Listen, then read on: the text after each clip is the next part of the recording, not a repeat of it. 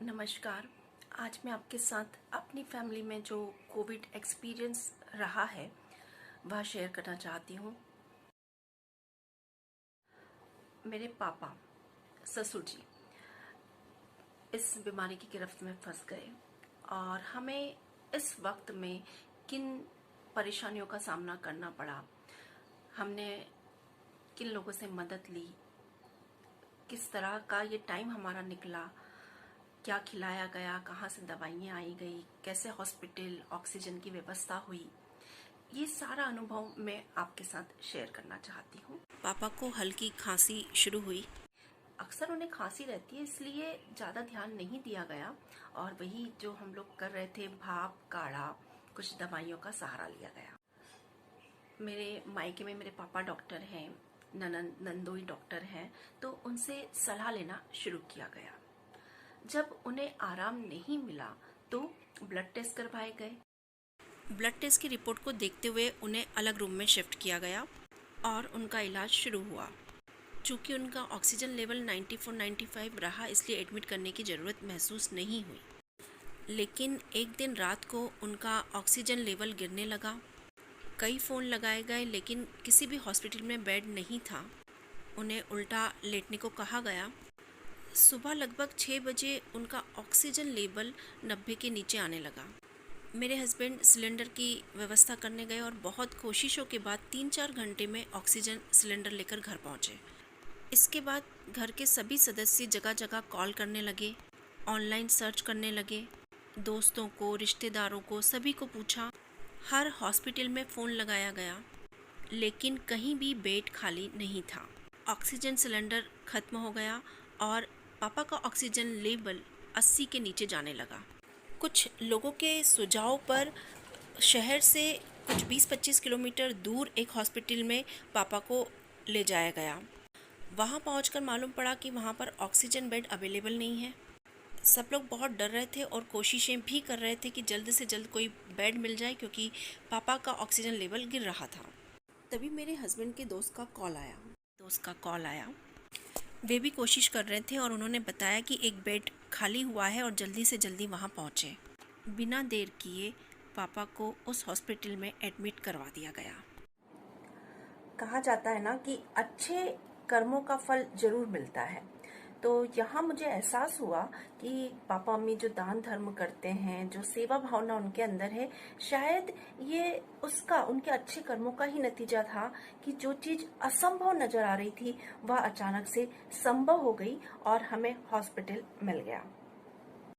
तो मैं यहाँ यही कहना चाहूँगी कि जब भी जैसे भी मौका मिले अच्छे काम करिए, दान करिए, लोगों की मदद करिए, क्योंकि हम जो भी करते हैं वह लौट कर हमारे पास एक दिन जरूर आता है।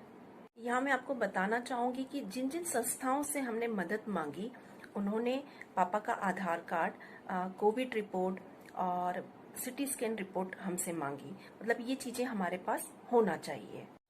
काफ़ी मुश्किलों के बाद पापा को हॉस्पिटल में एडमिट करवा दिया गया। अब मेरे कुछ मुख्य कार्य थे, डॉक्टर से कंसल्ट करके उनके द्वारा लिखी गई दवाइयाँ लाना, इंजेक्शन आंखों के सामने लगवाना व पापा का खाना, फल, जूस समय पर उनको उपलब्ध करवाना। इन सब कामों के बीच भी और भी कई बातें होती थी।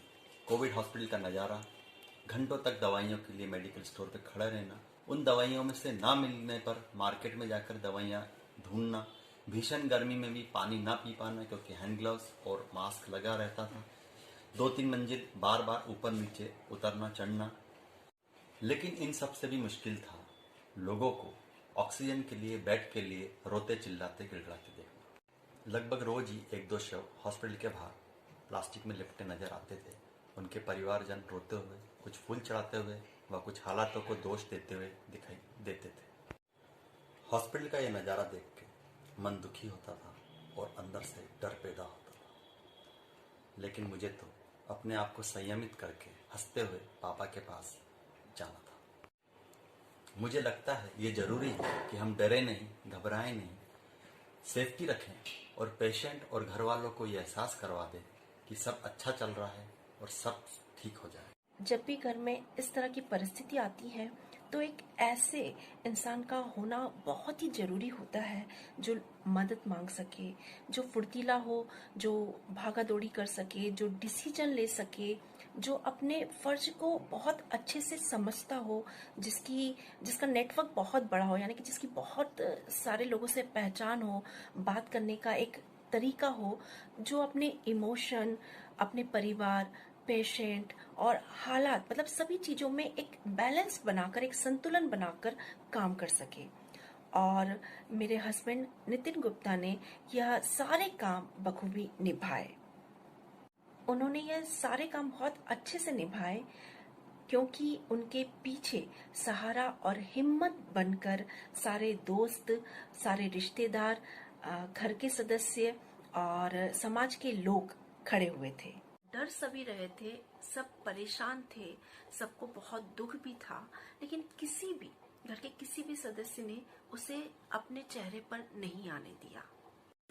इस बीमारी में बहुत ज़्यादा ज़रूरी है कि आप पॉजिटिव रहें, हिम्मत रखें, बिल्कुल डरे नहीं, घबराए नहीं, स्वयं खुश रहें, आसपास का वातावरण खुशनुमा रखने का प्रयास करें।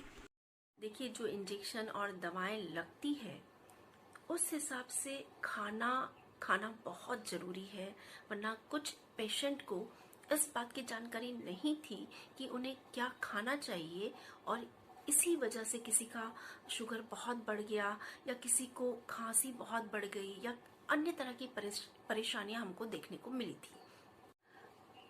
इन सब के साथ साथ दवाइयों के साथ बहुत ज़रूरी हमें लगा कि खाना, जो प्रॉपर खाना और सही खाना पेशेंट को दिया जाना चाहिए। और इसके लिए मैं बहुत बहुत धन्यवाद देना चाहूँगी डॉक्टर सचिन जैन और डॉक्टर नम्रता जैन को, कि जिन्होंने हमें प्रॉपर डाइट बताई। पापा सुबह की चाय हॉस्पिटल से मंगवा लेते थे, नीचे कैंटीन से। इसके बाद लगभग थोड़ी देर बाद हम उनके पास फ्रूट्स रख के जाते थे, एप्पल या पपीता, कुछ भी, वो एप्पल या पपीता कुछ खा लेते थे। और 12 बजे के लगभग घर से खाना जाया करता था, जिसमें लौकी और पालक का जूस होता था, साथ में 2 रोटी और मिक्स वेजिटेबल या दाल हुआ करती थी। दाल में ही हम जैसे कि लौकी है, कद्दू है, पालक है, इन सारी सब्जियों को बॉईल करते थे और घी से फ्राई करते थे, जिसमें हम बहुत कम मिर्च, मतलब काली मिर्च और नमक का हम लोग यूज कर रहे थे। साथ में थोड़ा सा पनीर भी हम उसमें डाल रहे थे, क्योंकि प्रोटीन के लिए पनीर देना बहुत जरूरी था। खाने के साथ साथ नारियल पानी भी भेजा जाता था, जो पापा खाना खाने के 2 घंटे बाद अगर हमें भूख लगती थी तो फिर नारियल पानी ले लेते थे, शाम को फिर से भी चाय मंगवा लेते थे। साथ ही साथ हमने कुछ मखाने, मुनक्को भी उनके लिए भिजवाए, ताकि अगर इस बीच कहीं भी उन्हें ऐसा भूख सा लगे तो वे उन चीज़ों को खा सके। फ्रूट्स में हमने केवल उन्हें पपीता, खरबूजा और एप्पल दिया। शाम को खाने में हम सूप भेजते थे, टमाटो सूप, हल्दी दूध बनाकर भेजते थे, और साथ में खिचड़ी या दलिया भेजते थे। तो मुझे ऐसा लगा कि एक परफेक्ट डाइट हम उनको दे रहे थे, और वो बहुत ही अच्छी बात है कि वो जो भी चीज़ भेजी जा रही थी उसे खा रहे थे।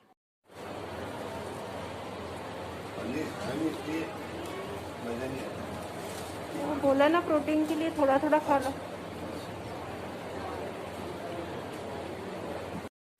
पेशेंट को जो भी खाना दिया जाए उसकी बीमारी के हिसाब से, बॉडी के हिसाब से डॉक्टर से कंसल्ट करके देना चाहिए। हम जो भी काम कर रहे थे वह मेरी नंदन डॉक्टर नम्रता जैन और नंदोई डॉक्टर सचिन जैन के गाइडेंस में कर रहे थे। हमने बहुत अच्छे से मैनेज की। बात थी कि जब मेरे हस्बैंड, क्योंकि वे 3-4 बार हॉस्पिटल जाते थे, बाहर कई कामों से जाते थे, तो जब वे आते थे तो जैसे ही वे एंटर होते थे हमने वहीं 2-3 सर्फ की बाल्टी रखी, वहीं साबुन रख दिया, सर्फ रख दिया, सैनिटाइज़र रख दिया, ताकि जब वे एंटर होते थे तो उनके वहीं कपड़े ला दिए जाएं, वे वहीं नहा लें, चीज़ें धूप में सुखा दी जाए, उनके जो पैसे हैं या मोबाइल है उनको उन चीज़ों को सैनिटाइज कर दिया जाए, उनकी जो एक्टिवा है उस पर हम लोग पानी डाल के उसे सैनिटाइज कर देते थे। मतलब हम कोई भी गेट को पूरा धो देते थे, तो हम कोई भी रिस्क नहीं लेना चाह रहे थे। कई लोगों ने हमें कहा भी कि इतना सब कुछ करने की ज़रूरत नहीं है, लेकिन हम किसी भी तरह का रिस्क नहीं लेना चाहते थे और इसलिए हर तरह से हम लोग अपने परिवार वालों को सुरक्षित रखना चाहते थे। कोविड हॉस्पिटल में जाना वास्तव में बहुत रिस्की होता है, लेकिन हमने ये किया क्योंकि हमें ऐसा लगा था कि ये बहुत ज़रूरी है कि हम उनके टच में रहें, हम उन्हें दिखते रहें। और इसी वजह से मैं भी 3-4 बार गई हूँ और मेरे हस्बैंड दिन में लगभग 2-3-4 बार पापा के पास थे। तो उस चीज़ को के साथ साथ हमने सुरक्षा का पूरा ध्यान रखा। जब भी हम लोग हॉस्पिटल गए, हमने ग्लव्स पहने, फुल स्लीव्स के कपड़े पहने, चश्मा लगाया, 2 मास्क पहने, पूरा कवर करके हम लोग जाया करते थे। मैं 3-4 बार ही हॉस्पिटल गई और जब भी मैं जाती थी तो वीडियो कॉल के द्वारा सबसे उनकी बात करवा दिया करती थी। घर पर भी सभी लोग विटामिन सी, मल्टीविटामिन, काढ़ा, गर्म पानी और भाप ले रहे थे। पापा को एडमिट तो करवा दिया गया, लेकिन अभी भी सब कुछ ठीक नहीं था। परेशानी ख़त्म नहीं हुई थी। लड़ाई लंबी थी, लेकिन हमें किसी भी हालत में जीतना था।